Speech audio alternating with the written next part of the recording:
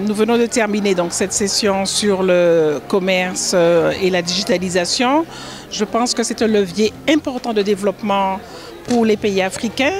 On a vu comment une entreprise comme Alibaba, en moins de 15 ans, a réussi à développer et avoir 9 millions donc, de vendeurs sur son réseau et avoir un chiffre d'affaires de 700 milliards de dollars.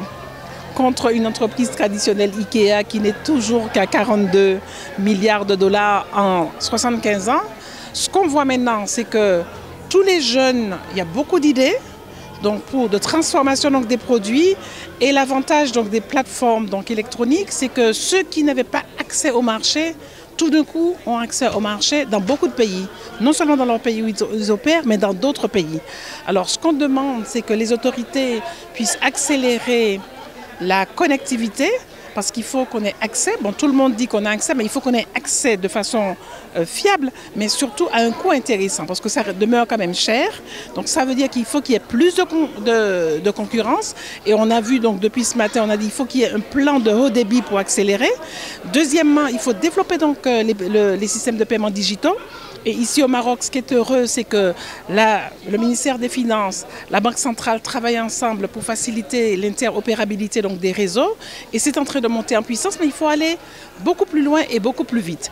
Troisièmement, accompagner le financement de ces startups. Et d'ailleurs, on voit qu'ici, avec le fonds InnoInvest, les startups peuvent avoir accès à un financement en capital parce que quand on démarre, on n'est pas encore éligible au prêt. C'est comme dans tous les pays. Et maintenant, ce type de fonds est en train de se développer. Par exemple, nous, la Banque mondiale, nous sommes en train d'aider maintenant la Tunisie à faire la même chose.